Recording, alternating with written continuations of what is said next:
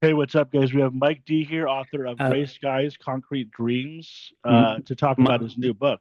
Sorry to interrupt you there. It's Milo. Oh, sorry, Milo Yeah. D. Yeah, So D for Denison. I don't know if I can edit that. So let's go Milo Denison if you don't mind.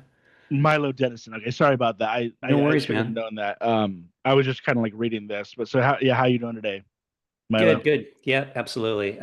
Doing good, Micah. Yeah, I tend to Uh, come on these things kind of like slight like I obviously read your thing, but like slightly unprepared just because it is a conversation with strangers, and I just want to get to know you. So yeah, if you could like tell us a little bit about yourself first, and then we'll go from there. yeah, sounds good. So yeah, I a podcaster, do a bit of acting and author, obviously. And I just recently finished my first novel of fiction. And it's literary fiction, kind of a semi-contemporary. It takes place in 2008. It involves a guy who basically works in an office and realizes, hey, I've reached the pinnacle of success according to society, and it kind of sucks. And besides that, I do a podcast called the 80s and 90s Uncensored, where we get into anything from those two glorious decades, do a bit of acting. I've lived in Europe for the past 12 years now and just moved back to Seattle, Washington about a month ago. And still, most everything I own is currently in a box. Some of it is still in a box being sent from there to here, actually. So, kind of been living out of a suitcase for the past few weeks. Yeah, so we were trying to schedule one when you were in England, and I think it's hard. I've tried it. I recently did one with a guy in India, and it was I literally had to do it like at like midnight because Yeah. it was like noon for him the next day. Yeah. So what were you doing in England, and then why are you back now? I guess. Yeah. I initially moved to Ireland for work. I was working at Microsoft at the time. And then I left Microsoft, and then my wife works for Meta or Facebook, whatever you want to call them. And they then moved us to London. And so I mostly moved there for her. And when I was there, I decided to get back into acting. That was kind of my initial thing. I went to school to be an actor. And I'm like, yeah, I'll quit my job and move to London and see if I can make it in the entertainment industry. And so did a little bit of that while I was there, but that was basically it. I just kind of lived the dream of traveling around as much of Europe as we could visit and see and hang out and meet new people. And then her work moved her back here to Seattle, which is what brings me back to Seattle, which is technically where I'm initially from. Although she'd never lived here before, so this is her first time actually living in Seattle, in the US even. She'd never lived in the US. And yeah, so that's it. Yeah. So there's a lot there. Like she works for Meta. You said you work for Microsoft, I used to, or yeah. yeah, yeah. So I'm definitely interested in the whole meta thing with what Mark Zuckerberg is doing. And then also podcasting and acting. Did you do any, have you done any acting that I would know about, or what kind of acting was it? Was it like play acting or like film acting or A little of both, mostly short films. So I got involved in a lot of short films, so people wouldn't have seen those. I did one play when I was there. In regards to like film stuff, um, I mostly just did extra work. So you might have seen me in something, but you just wouldn't know you saw me in it. I was in Lost Pirate Kingdom. That's like a Netflix series where I was did reenactments. Um, I was in almost every season of The Crown, and you can oh, wow. literally never see me. Like every scene that I was in for throughout that series is either just off the edge of the screen or so far in the background it's blurry, that kind of stuff. I do have a film that's coming out, a feature film actually. It's called Good Turn. They're in the process of editing it right now. It's an independent film, so I'm not sure what their plan is, like how they're planning to sell it or get it out there in the world. But that should be coming out, I think, within the next year. So looking forward to that. Are you the main guy in that? Yeah, I'm one of the main characters in that one. So my name is actually on the poster and everything and stuff. So it's a kind of a thriller. It's essentially a group of people get invited to a funeral for this woman, and it's essentially a whodunit, who killed her kind of thing. She left some money behind, and everyone's kind of trying to figure out who has the money and stuff. And so we all get trapped in the funeral home because somebody places bombs at the entrance and exits and stuff like that. That's basically, if you leave, the whole building's going to go up until whoever has the money admits that they have the money and where it is and that kind of stuff. So I play her kind of boyfriend of the dead person and try to figure it out. So that should be pretty fun when that comes out. Wow. It Mhm. sounds kind of like a Knives Out type thing, Exactly. maybe. Yeah, bit Yeah, Knives Out, a bit funeral. What's that? It was a comedy funeral, but of course this isn't a comedy anyways. Four Weddings and Funeral? No, that's definitely the wrong film. that's what Uh, I was thinking of, but just by the yeah. name. Death at a Funeral, maybe. So Yeah, I've isn't that one like I want to say Nicole Kidman or something, but I don't know. I'm trying to remember. It's been so long, but yeah, it's definitely got a Knives Out kind of vibe to it. Certainly Yeah. not quite the production value of Knives Out. It's very independent film. The director, he's good. He's hoping to do a series of it depending on, how much he can sell this one for him. Because basically how it works in independent film, I don't know how well you know the industry from some of your past guests. Like I saw that you've interviewed with a lot of filmmakers and stuff. Often for this type of independent film, they make the film and then they try to sell it. The producers will they have these like events where independent films might go to try to be sold, or they might do film festivals. That's why a lot of films get bought at film festivals, that kind of stuff. Or they just end up putting it on streaming and try to make money that way. There's a few different methods, but so we'll see what he does with it. Yeah, I've read about that recently where they'll be like, this movie is made, but it's being sold. And I'm like, wouldn't it be sold before it was made? Like, wouldn't they get the money before it was made, you'd think? But it's like, how do you even make it first and then sell it? Like, do you just have to like make it on on debt or something and then hope somebody decides to buy it, basically? Yeah, essentially. Oh, wow. Sometimes you can have like a benefactor that puts the money up and producers that get money for it. And the idea is the movie will sell for enough money to where they make their money back and then some, so they make a bit of a profit is the idea when they sell the film. Okay, cool. And then and that's a full feature length film. Yep. Do you have any idea where? I guess they haven't sold it yet, so they don't know. But where I'll be able to watch it when it comes out? Because I No idea. Obviously, when it comes out, I'll throw it on like my social media channels and that kind of stuff to let people know. yeah. But uh, but yeah, I have no idea what they've got. They're just finishing up the edit, and I think they just have done music for it and stuff. So I think they're just finishing. The last I heard, they're just finishing up the edit. Okay. Yeah. Even if I can see the poster, that'd be cool to see you on there. Yeah, Yeah. yeah, I can show the poster. I'm definitely interested in indie movies. I don't know if you've heard of Eddington. I just watched Eddington last night. That's the Ari Aster one with Yeah, Joaquin Phoenix. I've heard of it, but I haven't seen it. Yeah, I just watched it. I'm not sure if that would be considered indie. It's A24. You know how some like movies will be big, but they're like still indie.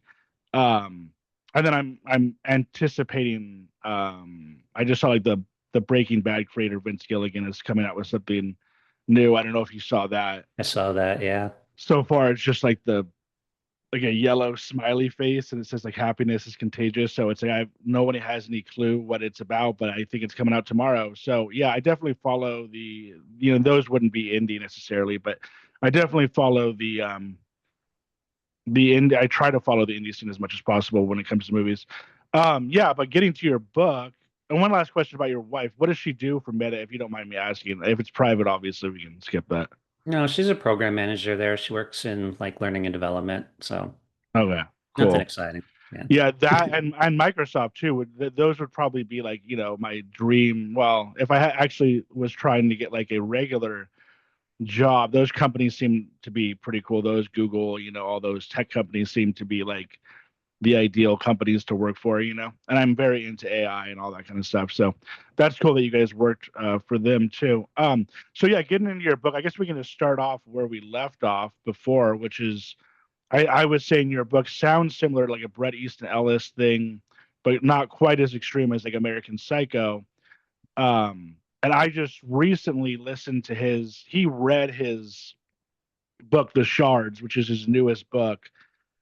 He read it like on his podcast. He has like a podcast which is on Patreon only, and he Hmm. he read the whole thing. So it was like I just decided to pay for it for his guest, but then I realized that was on there, and it was a really interesting book. Probably one of the best books that I've listened to or read recently, but I haven't read too many books recently. It's basically about himself, and this guy comes to himself in high school, but it's not like a true story necessarily. It's like about him, but it's kind of like I don't know what they would call that, where it's like kind of true but fake at the same time. Um, and him and his friends had like a pretty wild kind of like high school situation, or what they were doing was pretty wild for high school in the 80s.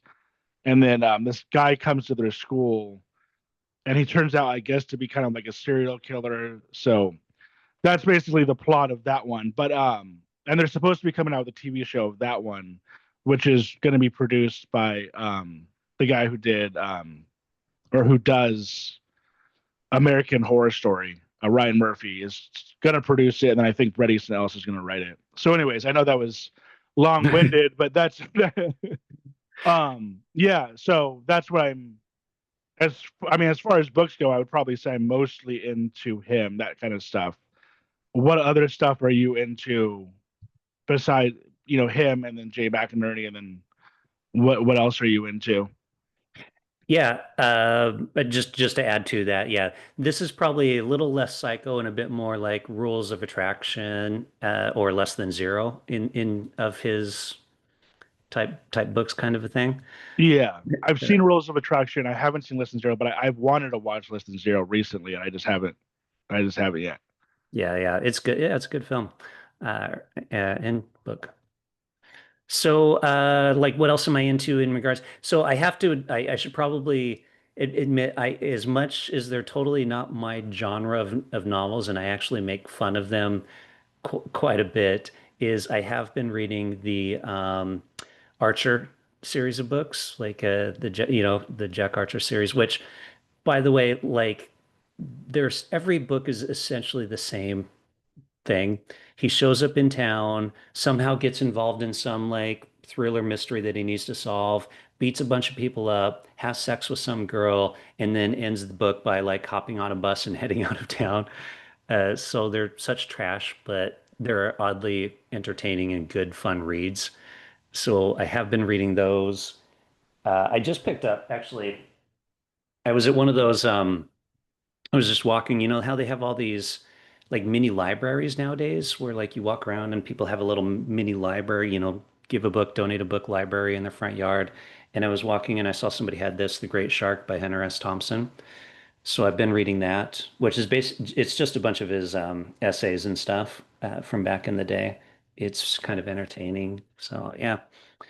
Uh, and Yeah, I'm definitely into Hunter S. Thompson, and also my friend. I remember my friend telling me the Archer TV show was like really good. I couldn't get into it mainly just because I'm not really that into like animated type stuff, but I've heard that the show was really good. I don't know if you've watched the show too, yeah, it's a but good show. They do yeah, a good job of staying true to the book or yeah. books. Um, yeah, I mean, I'm kind of coming at it from more of like because like I said, I unfortunately don't read much. Like I tried doing like audio version of No Country for Old Men and Fight Club, and I just couldn't get into it. I think it was mainly because of the voice. Like the voice almost sounded like AI. And so, but I drive a lot, so I listen to a ton of podcasts. So I figured that would be good to like listen to books while I'm driving. But like I just like that's why I think the Shards one was really good, because it was actually Bret Easton Ellis reading it himself, and I think that matters a lot. You know what I mean? Yeah, I agree. I have a friend of mine, he listens to a lot of audiobooks and so he's always trying to get me. He's like, listen to this one. And kind of the same thing. I often don't like listening to somebody read the book. Either they're using a voice that doesn't work for me, or like for me, when I read, I have my own voice in my head that I create for the characters. And then to listen to somebody else do it, and it's like, ah, it doesn't work, Or sometimes they put too much effort into it and it's like, look, just read the book, like kind of a thing. I'm the same. Whenever I'm driving, I usually listen to a podcast. I listen to a lot of podcasts as well. And so audiobooks, not my thing. I read a decent amount, I guess. Yeah. So in terms of your book, is part of it kind of like true about yourself? Like, did you experience kind of like fatigue working in corporate America, or is it just more of like a general, like where did you come up with the idea from it and all that? Yeah, so it's a bit, but the main character is kind of a dick, and so I hopefully people don't think he's like me. What it came about actually is a friend of mine years ago. He made this statement to me. He was like, "I quickly finished school. I did 3 years of university to get a business degree." So he like rushed through university, right? Didn't do it in 4, did it in 3 and got out of university. He's who I worked with at Microsoft, by the way. And he's like, and now I've got my Microsoft job, and I've got my wife, and I've got my kid, and we got our house out in the suburbs, and I've got my minivan, and I'm miserable. Like, why are we taught as children that this is the dream, right? I've achieved the dream, and I'm utterly miserable. Yeah. Like, that's an interesting idea.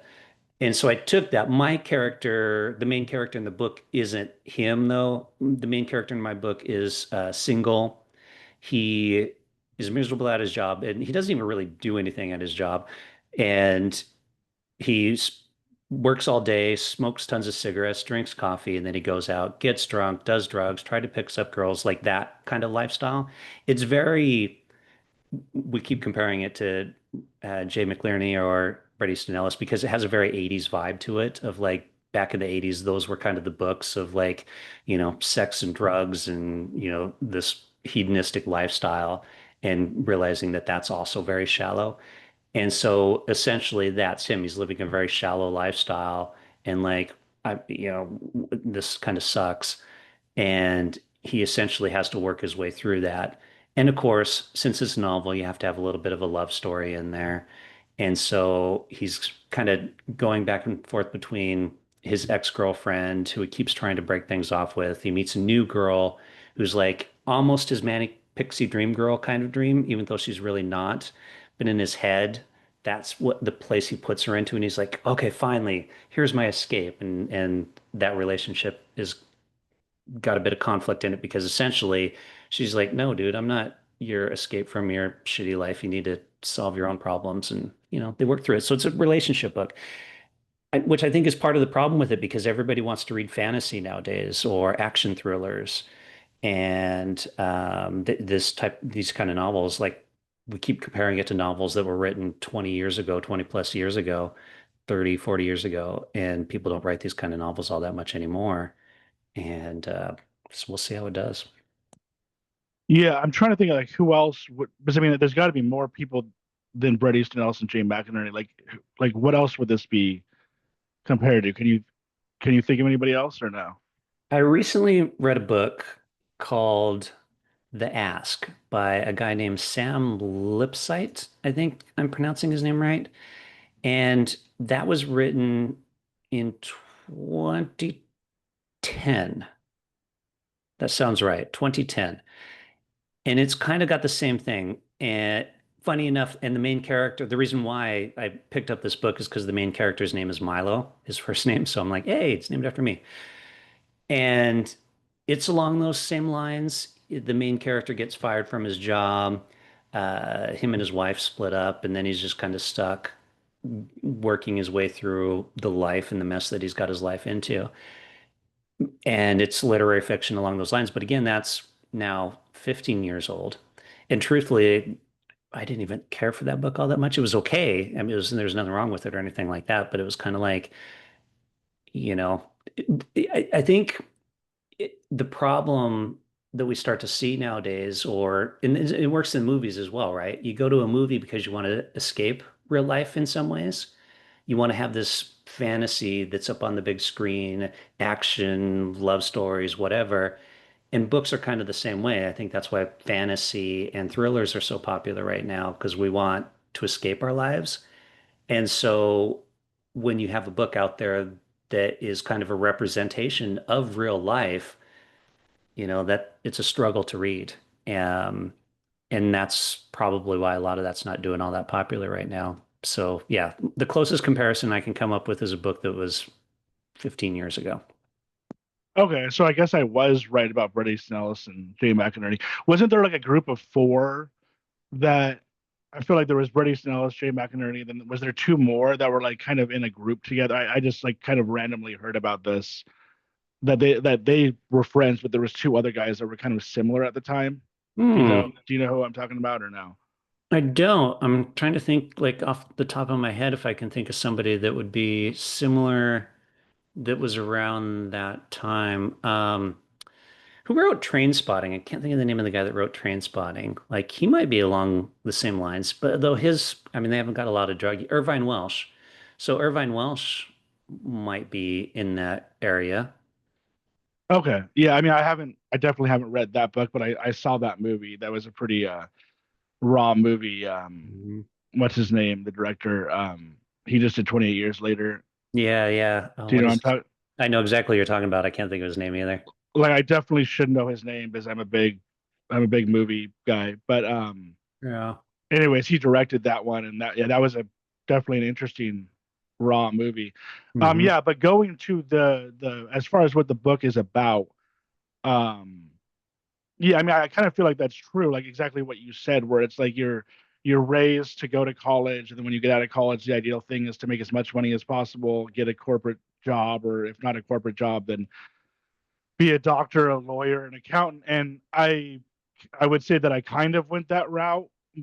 I definitely didn't reach, I wasn't high up at all, and I wasn't even probably in the corporate level, but definitely wasn't happy doing it. And so then now I'm a Amazon delivery driver, and it's like I'm more happy doing this than I would be in corporate America, and or working really any type of office type job. Yeah, I don't know. Like it just seems kind of like if that's the goal, it's not like really a goal that I want to hit. And it's like, but at the same time, like there really isn't too much alternatives, right? I think that it's kind of like either you do that, you make a lot of money, and then like you hope to retire at 65, or I guess if you're not doing that, like your parents are just worried that you're gonna like struggle your whole life or something. I don't know. You know what I mean? Like I don't know if there's much of an alternative, but I think I heard somebody saying it was like Brian Eno or something saying like kind of like whatever you do, don't get like a job.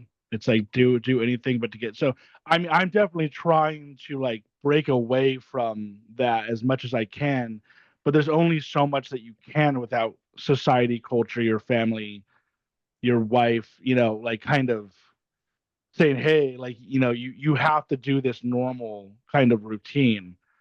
I don't know if that's kind of like what happened to you, and then you finally broke out and got into writing, acting, and all that. But yeah, how you just look at the whole system.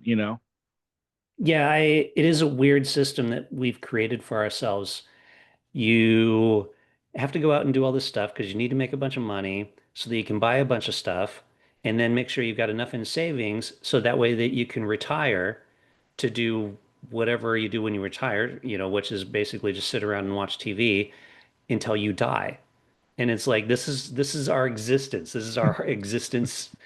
And it's kind of pretty messed up. And I've really noticed it since moving back to the US of certain things. Like I've got some friends, I'll go hang out with them, and conversations will evolve around like who's got the nicest car or the biggest TV or stuff like this. And I'm like, man, I don't care about any of that stuff.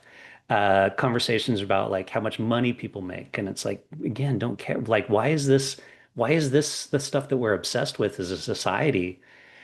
But to your point, you kind of have to be, right? Yeah, Because you need a job to pay your bills, to have a place to live. You need a car to get to your job. You need to have money to pay for your retirement because you got to live when you're old as well, right?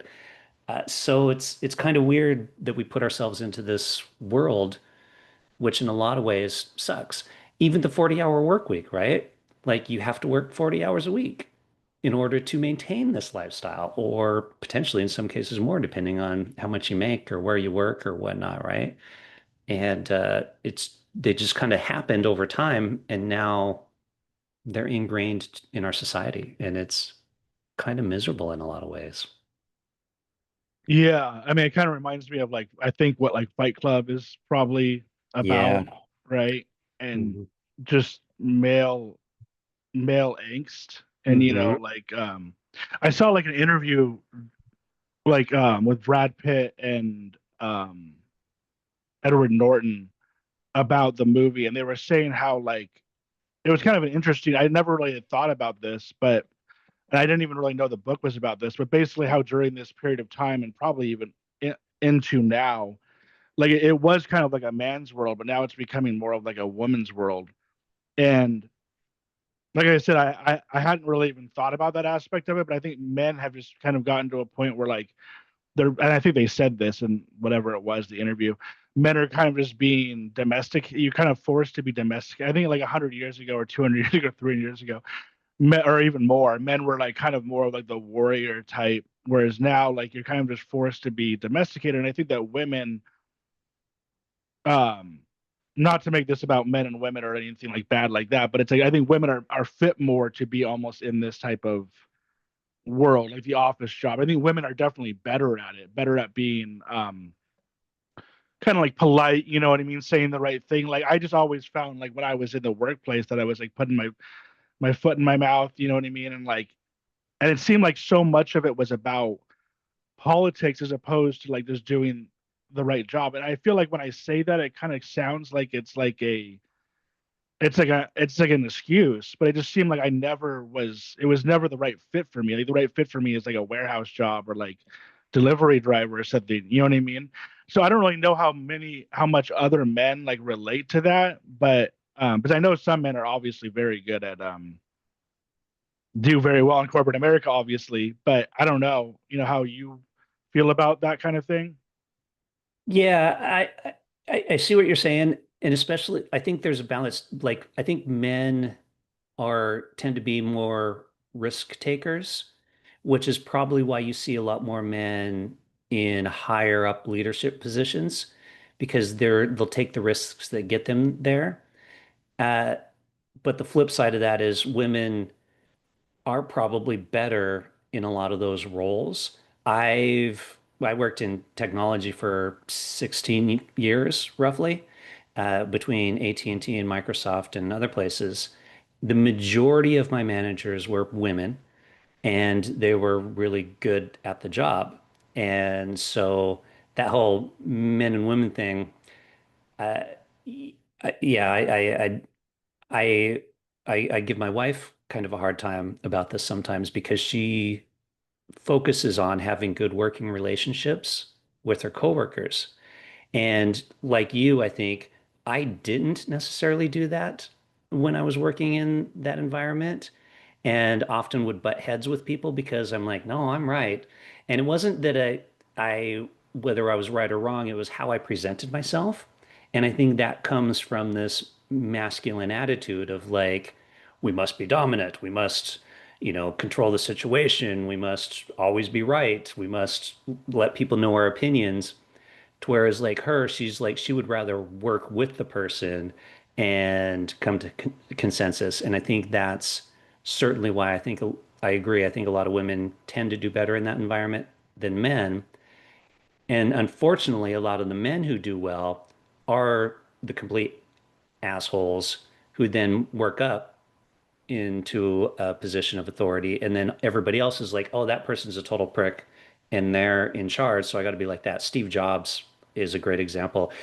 Not to necessarily plug another book, but I actually wrote another book called How to Manage Your Manager. All the credit, half the work. And I use Steve Jobs as an example in there because he was notorious, difficult person to work with. He was a total jackass, but he was super successful, right? By being that. And so people were like, well, it worked for him. So I got to do that in order to be successful. And I mean, not to get into politics, but the president of the country right now is a total jackass, and he's the president of the country. So clearly people are like, worked for him. So I got to do that. And Yeah. yeah. Yeah, I definitely feel like things are turning. Well, I would say things are turning, but then the president of the country is a jackass. But I feel like things have, because the whole Me Too movement and all that, and I feel like things, at least I guess in some circles, like Hollywood and certain other areas are, and even tech too, I think is like this, right? Where like they're pretty good with like non-discrimination type stuff. And when I brought up the men and women thing, I definitely wasn't trying to be biased against women. If anything, I think that, like I said, women are better, Yeah. but then I know that they still have their issues too. Like they don't get paid as much, and like you said, more men are in the higher positions. But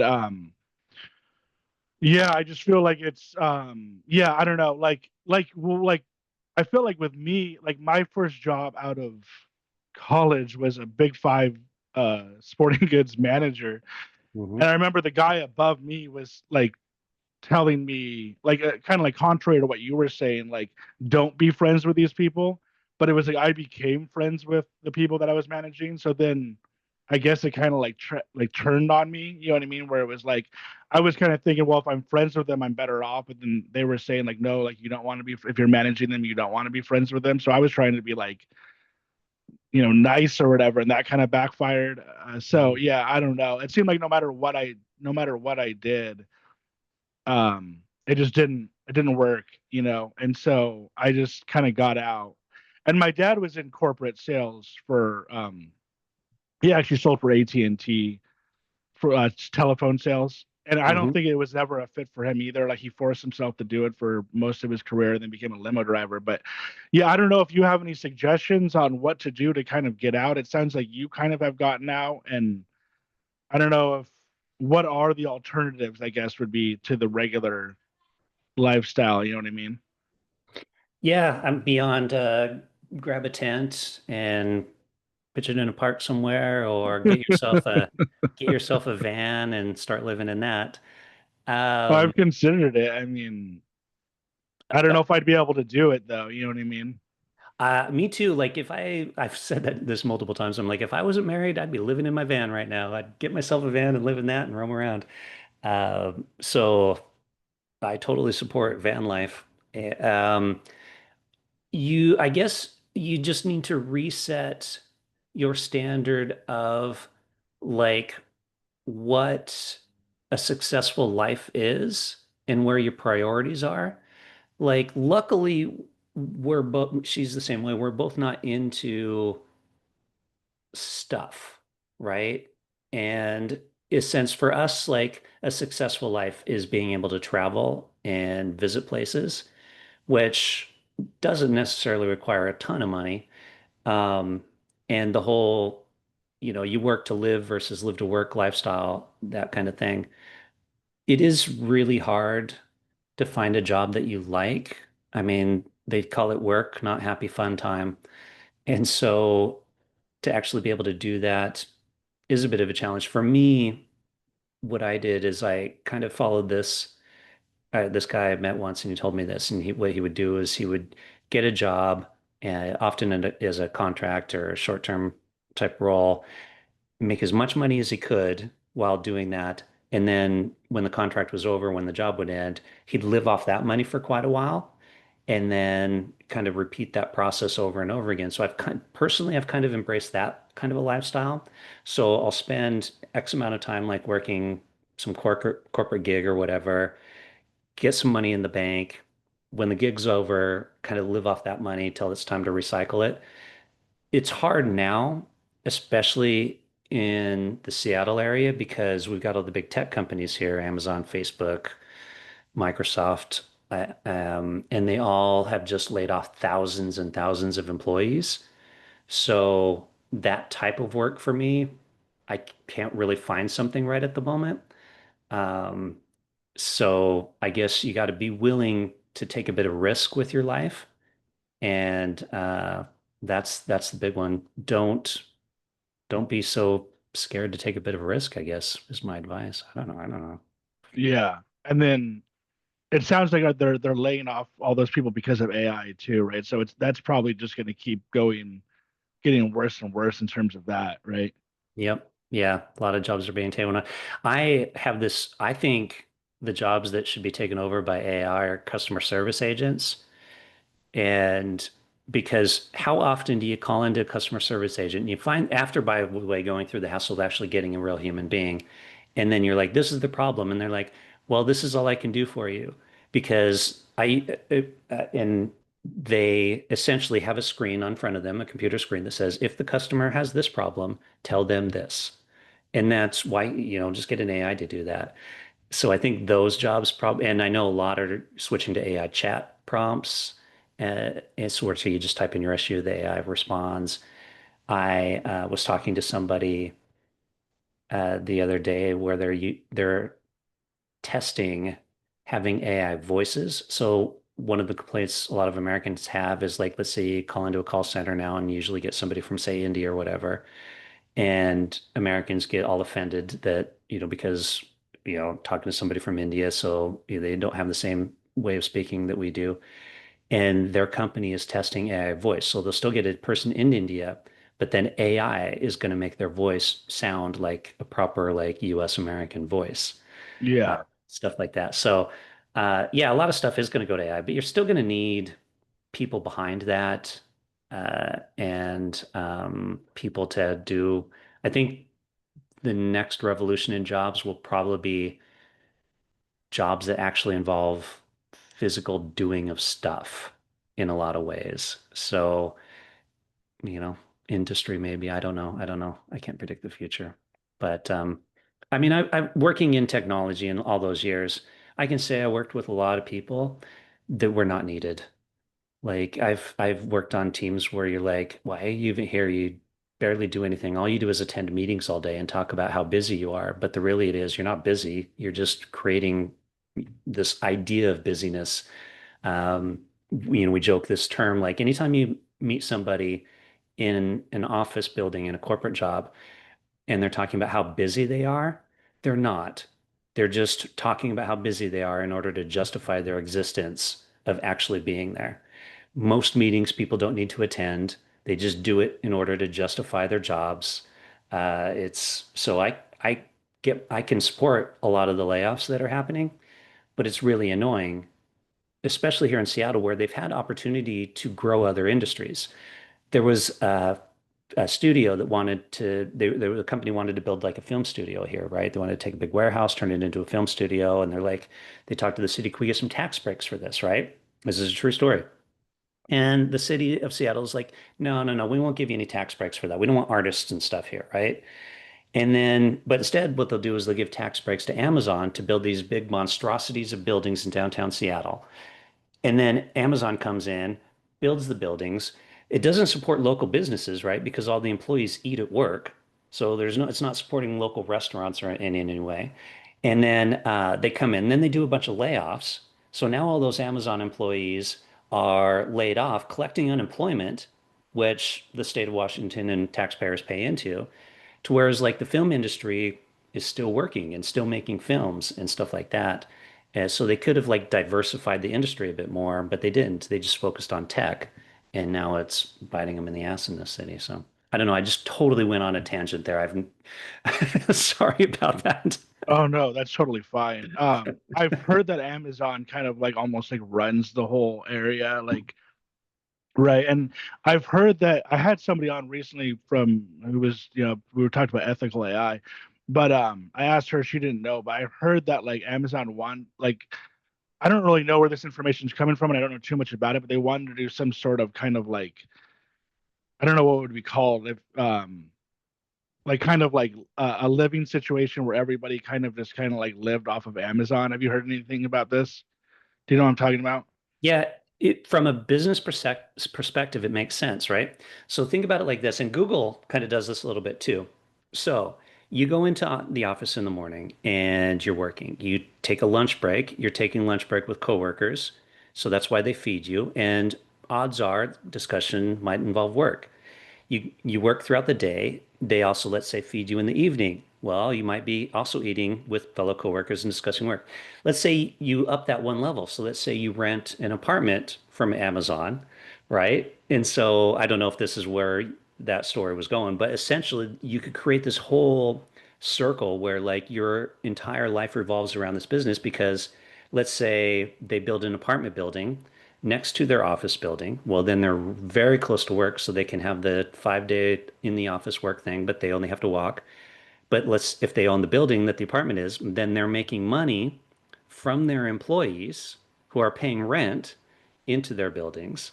And so there's just this whole siloed society. Uh, from a business perspective, it makes total sense. And I totally see why companies would do this. From a human being perspective, it sounds awful. It sounds dystopian. Yeah, and like, did for one, did have they come out and said this publicly that they want to do this, or was this just kind of like so? Basically, they want the whole city, or eventually just everywhere, to essentially just be kind of work. Essentially, you're either working for Amazon directly, or even if you're not, you're somehow feeding into their. Is that and like were they? And did they want to do this? Do they want this to be all of America or just the area of Seattle? You know what I mean? Like the specific areas, or like I it think sounds so that dystopian. What? doesn't it? It totally Yeah. does.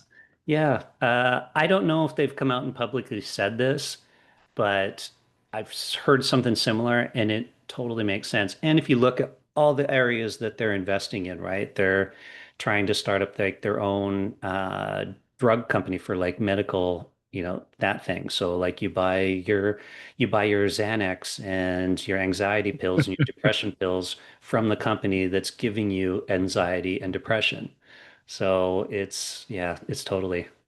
Yeah, exactly. I mean, speaking of anxiety and depression, yeah, it's like so I worked directly for them. Right now I'm still working for them, so it's like I can't really get away from them. And it's like they what I'm doing now, like I am my own boss because I'm doing Amazon Flex, but so I'm fine with it now, I guess. But it's like when I was actually working for the warehouse or doing delivery driving for like a DSP, which I don't know if you know how the DSPs work. Not too The much. the DSP is basically the blue vans that drive around delivering for Amazon. Okay. But every single one of those blue vans it's like a different companies that they would hire to come in and do it for them, even though they're doing it at their warehouse or whatever. And I think they just do that so they either can't be sued or they're not liable for really anything that these companies do. But anyways, when I was working for either one of those, the warehouse or the warehouse, it was like this weird situation where, like, to be honest with you, like it was probably better than other warehouses in terms of like just the cleanliness and like the supposed safety, and like there was a certain amount of like just organization they had going on that was like good. But then ultimately it was just like you were constantly just stressed out because you were constantly clocked. It was like everything was like being watched and clocked through AI or whatever. I was And so curious about that because I've heard that, like working in the warehouses, that they're very strict about like when you can use the toilet, that kind of stuff. Is that all true? yeah, I mean, they literally would come up to me and be like, you were 5 minutes time off task or 10 or whatever. And it was like there was just certain times where like you just couldn't be scanning items or working. Like you either went to the bathroom or there was just like whatever, like the the machine slowed down or whatever. And it was like I finally just got fed up. I couldn't take it anymore. So I eventually left. But it was, I mean, it was just tons of anxiety and like depression, and like because when you're on the clock, when you're working, you're constantly working. And I think a lot of people would look at that and say basically, oh well, that's how it should be. But it's like when it's so minute to like minute to minute to minute, and like you have to scan a certain amount of packages, it like literally just it really messes with your head. And but at the same time, I did go to other warehouses after that, and they were like really dirty and like really messy, and just so I mean I don't really know what's better.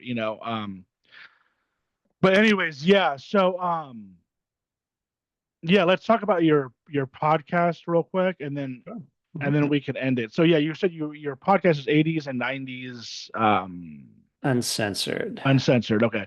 So Yep. what do you go off of with, or what do you guys talk about with that mostly? Yeah, so that kind of came about. A buddy of mine started a website, the 80s90s.com, and he asked me to write for it. He's like, "Hey, do you want to contribute to this website content to it?" And I'm like, not really, but how about we do a podcast instead? And that's where that started. So it started in 2020, January 2020, February, like yeah, during the pandemic. And we've done one episode every week the entire time up until like right now. We're taking the summer off. This is our first vacation we've had since starting to do the podcast. And we're just doing a bunch of repeat episodes at the moment, mostly because I'm moving. I don't have access to my podcasting equipment. Oddly enough, he's also moving, doesn't have any to his stuff. The show itself is essentially, if it happened from 1980 to 1999, it's fair game. And so we've got kind of different segments.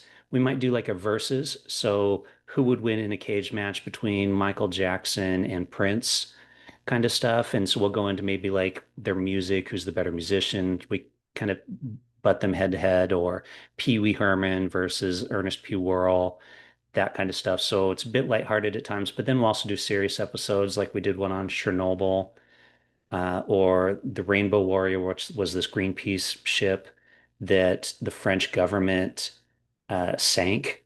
And because they got tired of Greenpeace protesting their nuclear testing in the atolls, a lot of people don't know the story. So, like, that's what I'm adding a little bit to it. So, that's a weird story. Um, we'll have guests on and stuff who we get a lot of authors coming on actually to talk about stuff, their books. And so we might do a retrospective, that kind of stuff. So essentially, a bit of comedy, a bit of seriousness, but each episode is 30 minutes or less. So if you remember the old Domino's guarantee from back in the day, that's our show as well. Every episode's 30 minutes or less. Although that's technically not true. We've had two episodes that went over 30 minutes. And yeah, that's really the show. It's just kind of a fun, bit informative, but also pretty lighthearted kind of show for people that just want to hear about those two glorious decades. Do you guys talk about like pop culture too, like Hmm. during that period, like Pulp Fiction and like that type of stuff? Yep, yep, yeah. Yeah.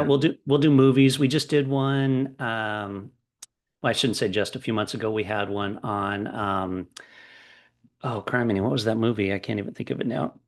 Galaxy Quest. So we just did one on Galaxy Quest, a retrospective of that, because that's like, and it's funny because we basically refer to it as like one of the best Star Trek films ever made. We've done one on we do a lot of stuff on Star Trek. You want to talk pop culture? We do a lot of old Star Trek stuff. And yeah, so we'll do pop culture, music. We do some books, um, cartoons. We did one on He-Man versus Skeletor, who would win there between those two animated characters. Do you feel like the 80s and 90s were a better time than now? In a lot of ways, but they weren't perfect. And we've done an episode on this too, because we like talk about how great the 80s and 90s were. But they weren't necessarily the best time period. And there's a lot of stuff now, like you mentioned earlier, the Me Too movement, right? So the way women are treated in the entertainment industry is so much better now than it was back then. Um, Technology, as much as we hate technology, it also makes our lives a lot better. The fact that you and I are able to do this podcast right now is thanks to technology that we didn't have back then. Um, but in general, especially like the 90s, I think in the 90s, the world was looking better, right? So Russia was our friend. They weren't our enemy like they are now again. Things were looking up in the world. The economy was doing all right. The national debt was actually, and budget was being balanced. The biggest uh, drama coming out of the White House was Bill Clinton getting it on with an intern versus, some of the stuff now. And it's like, so there is a certain bit of that. The 80s, everything was neon and big hair and cartoons and toys, but it was also very consumption based, and all your cartoons were in order to sell you toys. So there's a balance, but in a lot of ways, certainly. And I just think people back then didn't look at the world as gloomily as they do now. Like you have a conversation with somebody now and they're just talking about how bad everything is. Like moving back to the US, everybody was saying, "You're moving back now? Why would you move back now of all times? Everything, the world, the country's gone to the crapper. Everybody's homeless and on drugs and fights over politics and da da da da." It's like, awful. And I think people's attitude on the future has changed. Back then, we looked at it like the future, good things were going to happen. Star Trek, Star Trek, The Next Generation saw the future as a good thing. But you watch any Star Trek stuff now, and the future looks gloomy, and you've got all the Star Trek shows now just are like everything's crap because we look at the world from a very different point of view now. Yeah, it's weird. Like in my mind, um, when people say that, because everybody always says that, I kind of feel like it's better now than it was. And I think that like maybe I don't really know. I could be totally wrong about this, but I kind of feel like it's better, pretty much better now than it ever was. And I would say mainly because of mostly because of technology, mostly for the fact that I can do this. Like there's no way this is what I want to do, and I wouldn't be able to do this 20 years ago. Like we would literally have to be together in a studio or something. Um, but even besides that, I kind of feel like maybe it's more that fact that also with technology, we're more online, so we're seeing everything that's happening constantly, and so it like seems bad. I would imagine that in the 80s or 90s, bad stuff was happening. Maybe I'm wrong, but we just didn't realize it as much. We were kind of like we weren't living on the internet, so we didn't realize it. But also, you mentioned having like a podcast with your friend, and when I first started doing this, I tried doing it with one of my friends, and I literally couldn't get one person to do it. I'm like, man, this is so easy. It's like, but a lot of them were saying like they felt like they would get in trouble with going back to the workplace thing, where even out of work, you're literally scared of what you're saying because they were like, they're teachers or whatever, and they're like, I might get in trouble if I say the wrong thing, and I was like, well, just don't say the wrong thing then, like just you know what I mean. But yeah, anyways, I mean, I just think it's really great that if you're able to do that with a friend, I think it's a fun thing to do. And how well is the podcast going? Like, does it do pretty good, or is it more just kind of like for fun? Like, No, it's we're surprised when we looked at when we look at the numbers and stuff, or just like feedback we get from people, or like people contacting us. It's quite impressed. We had Corey Feldman on as a guest, so oh wow, yeah, so good enough to where like his PR people contacted us and was like, "Hey, can Corey Feldman come on the show?" And we're like, "Hell yeah, he can!" So yeah, totally. that's pretty good. If you can get Corey, if you can get anybody famous at all, I think that's kind of like, Yeah, I mean, I think that's like the main thing is just getting famous people on, and your numbers will skyrocket. yeah. That's what a lot of these podcasters are doing now. It's like the Joe Rogan effect, where like there's Joe Rogan, and he's the biggest podcast in the world, but then all his friends who are comedians will have their own podcast, and it's like you can kind of tell it just become like a bit of a money making scheme for a lot of them. You know what I mean? It's let's just start a pod. They're famous. Let's start a podcast, get some famous people on, and we'll make more money. Um, yeah, Yeah, I agree with you. I mean, there's so many celebrity podcasts out there. yeah, And I used to listen to a couple of them, but not anymore. I don't, I listened to Conan O'Brien Needs a Friend for a while and just kind of got burnt out on that. yeah. Smartless, I listened to for a while and got burnt out on that. And I just kind of like any of the podcasts I listen to now are not celebrity podcasts and nothing against them. I mean, they do well and people like them. And it just, yeah, it's just another way of making money for famous people. Yeah, there's something that's weird about famous people, and then this also kind of goes back with the politics in the workplace, where I feel like there's this whole political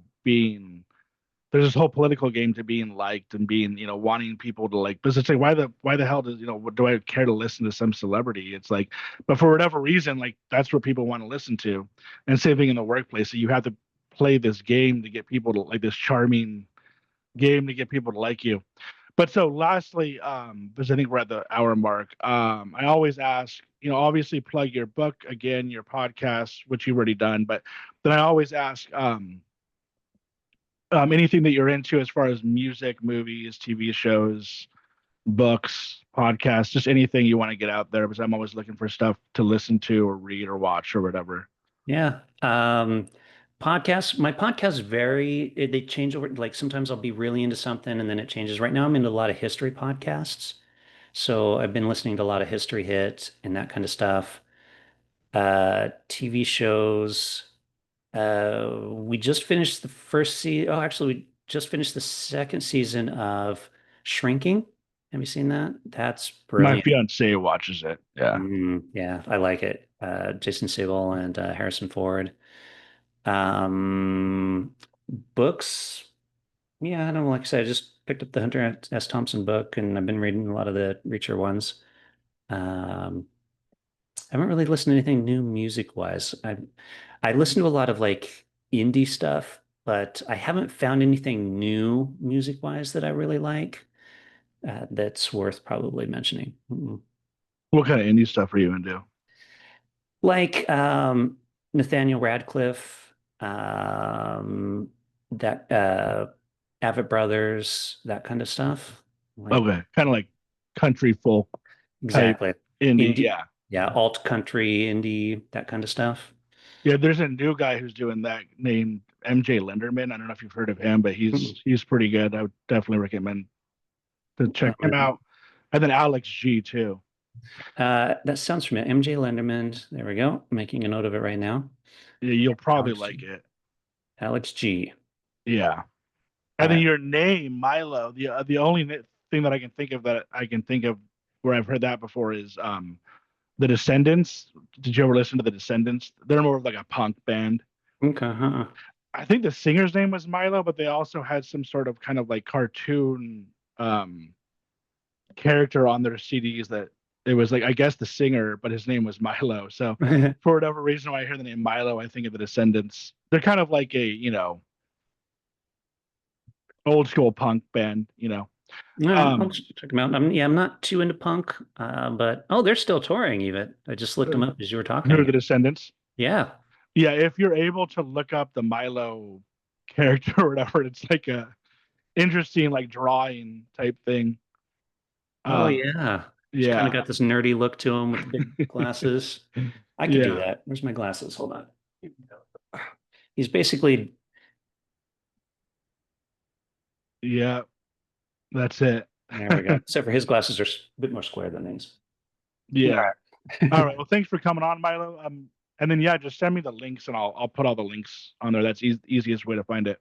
Yeah, absolutely. And when this comes out, let me know. I'll make sure to share it out, social media, all that kind of fun stuff. All right, cool. Sounds good. Thanks for listening, guys, and thanks for coming on, Milo. Bye. Yep. Thanks for having me on the show. Yep.